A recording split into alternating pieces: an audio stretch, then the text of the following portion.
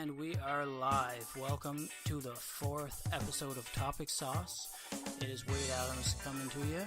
And with me, as always, is the one, the only, Fatty. What is going on, man? Just having a drink, man. I'm actually trying to find my drink.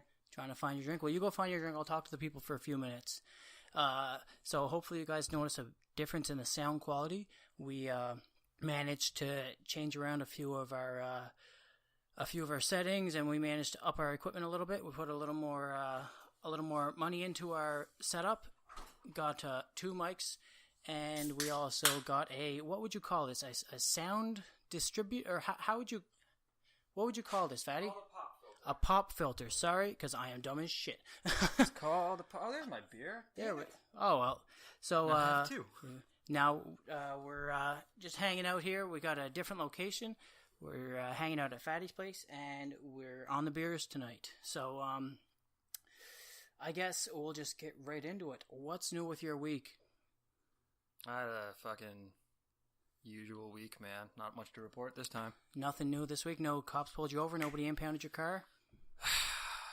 No, but I am still fucking paying that one off. Jesus, Murphy. Yeah, I hear you. I can't say that I'm in the same boat by any means, but I have had my car impounded a while ago. I got a drunk driving charge back when I was 17, I think. I still had my G. I got my license. Maybe I was 18. I got my license late, and I blew a warning in the breathalyzer, and they still took my car because I was a graduated driver. But they did impound my car for 3 months and took my license. They didn't impound my car for 3 months. They took my license for 3 months and impounded my car. But yeah, that sucked. That was terrible.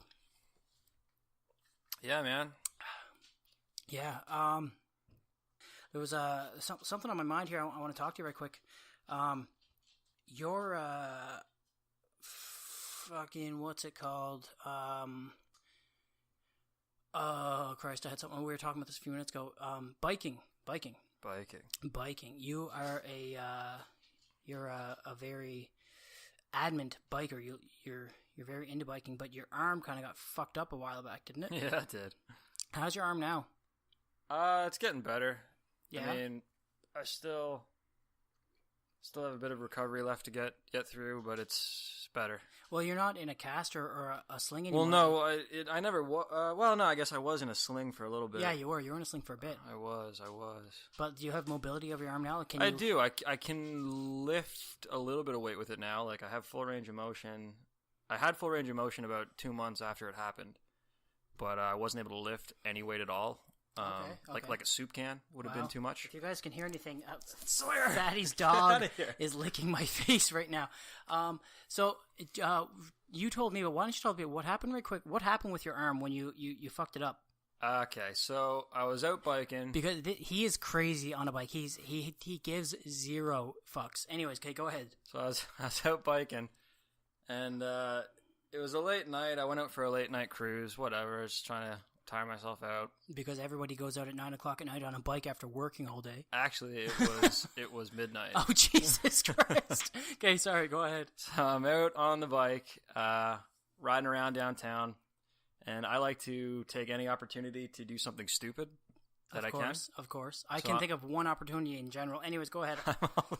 I'm always looking for something to launch myself off of. So, I'm out for this grand, relaxing late night cruise down by the boardwalk, and I see this fucking gorgeous slope. And I'm talking like it's a slope on a slope. So you have like a 10-foot drop, and then like 1 lane of paved road, and then like a 20-foot drop. So was there a gap in between this? Was it like a tabletop kind of in a way where you go... The road was a tabletop, yeah. Okay, so you had to go up and over to make it to the other side in a sense? Yeah, like the slope came down, and then there was a ditch at the bottom of the slope, like a really tiny little like launching point. Yeah. And then the road, and then another slope that was even steeper. Okay. So I take the first slope just fine, right? Mm-hmm. I'm going like as hard as I can. I'm doing like as fucking hard as I can. Of course you are. Okay. So I hit this first part fine, right? And I'm super confident because I'm like, fuck yeah, I'm so awesome. Nailed that. And then I get to the lip, right? I get to the lip of the next slope, and I hadn't scouted ahead beforehand. I just saw the dip and I was like, I'm fucking doing that. Let's hit it as hard as I can. Had I scouted, I would have noticed that it's not so much an embankment as it is a cliff.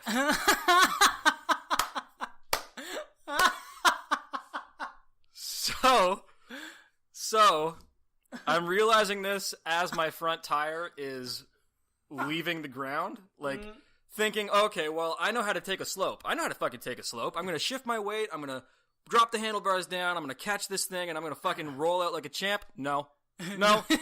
There was no room to dip down. Like the bike didn't have room to go like and catch ground. It just had room to leave. It just had room to go down. So it launched and I'm in midair. And I'm having all this time to like process like shit, that didn't work. This is what's happening to me right now, and I'm gonna fucking eat shit when I land. Oh. This sucks. It's midnight and I'm alone. So I land, I roll, and I roll, and I roll again. And I think I laid there for, 30 seconds just catching my breath, thinking to myself, okay, I'm alive. Let's start with my feet and make sure I can move everything. So I just start like working my way up, right? Getting ready to sit up. So wait, you're just laying on the ground. Just laying on the ground. You're just there. Just there, like catching my breath, just being like, okay, let's just think about this logically because the adrenaline hasn't worn off yet, and I'm not feeling any of the pain. Yeah.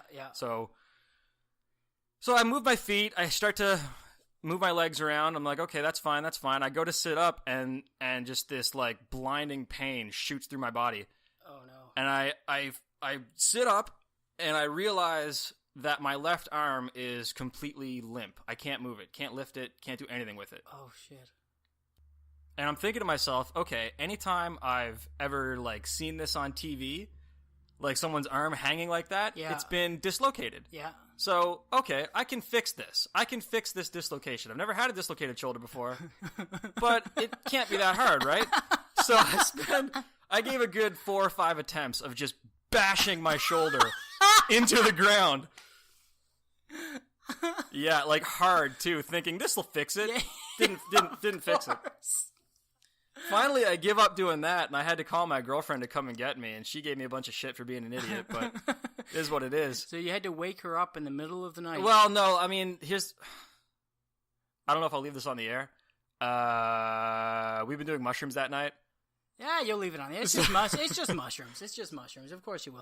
We'd been drinking and doing some psychedelics that night. You know why? So I went out for a nice, relaxing ride while you were on mushrooms. Yeah, this was all taking place. That is why I haven't told you the best part. And this isn't the mushrooms that are talking right now. Like what I'm about to say, this actually happened. I swear to God, I'm not lying. All right. When I sat up after I like made those attempts to like crack my shoulder back into place, even though it's a torn ligament, like 100% torn ligament, and nothing to do with a dislocation. Yeah. I sat up, I turned to the right a little bit, and there's this shiny black fox just sitting there, and it's been there the whole time. Silver fox. I've seen them. They're beautiful, incredibly foxes. beautiful. Yeah, but it's absolutely. like it's as far away from me as you are right now, and it had been there longer than I'd realized. Like 3 feet away, basically. Basically, yeah, and it was just staring at me the whole time, and I'm tripping on shrooms with all this adrenaline coursing through my body, staring this thing down, thinking like, what the fuck do I do? Like I'm stuck here. Like what the fuck do I do? Oh man, it was a good night. But the long and short of it is, I completely 100% tore my ligament, and now I have like a big bump on my shoulder that's going to be there for the rest of my life, and I haven't really been able to ride like I wanted to for the last month. So, but I'm getting back. I'm getting back in the saddle now. You haven't went back to that specific area? Oh yeah, I have. Oh fuck yeah, I have. Don't be stupid. Of course I have. Did you try it again? Oh yeah. Yeah. Did you land it? Yeah. Yeah. Now you know. I know what I did wrong. Now, right? If I had scoped it the first time around, I would have been fine. Now but that you know what you're doing. Yeah. Wow.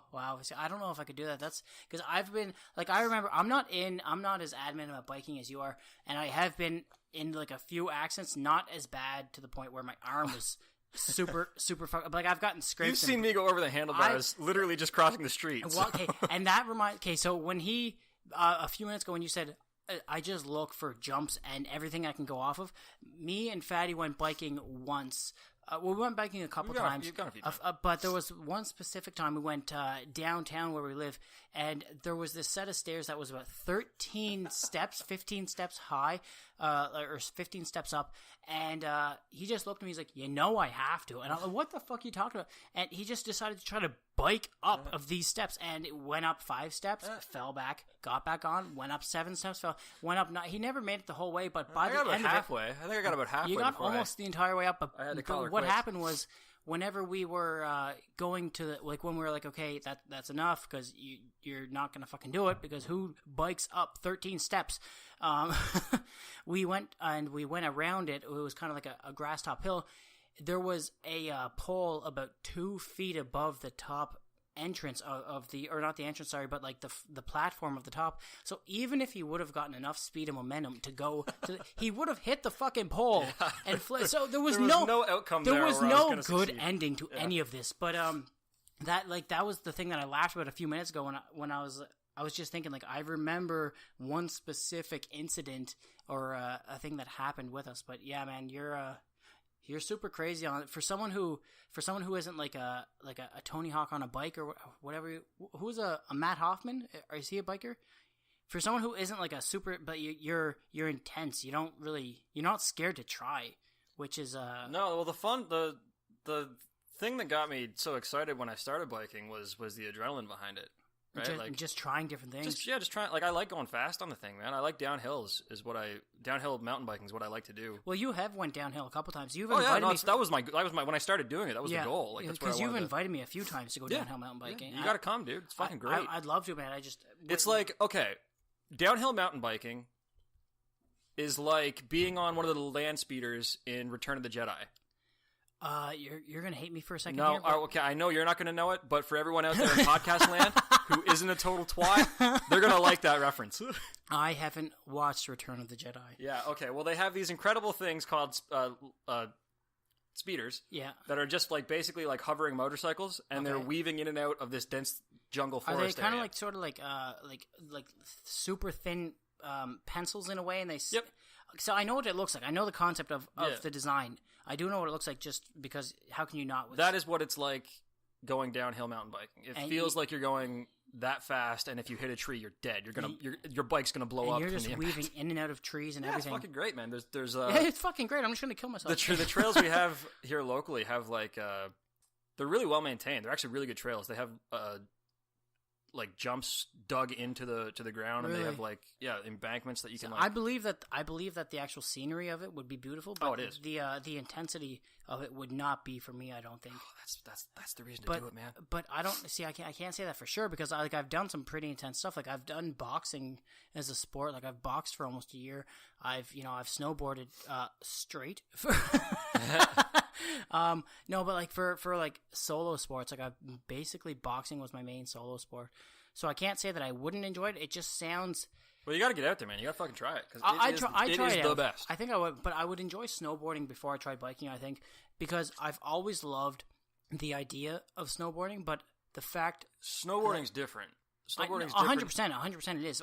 I think when you think of solo sports in general, snowboarding is the one that is more enlightening to me. As something to try out first. I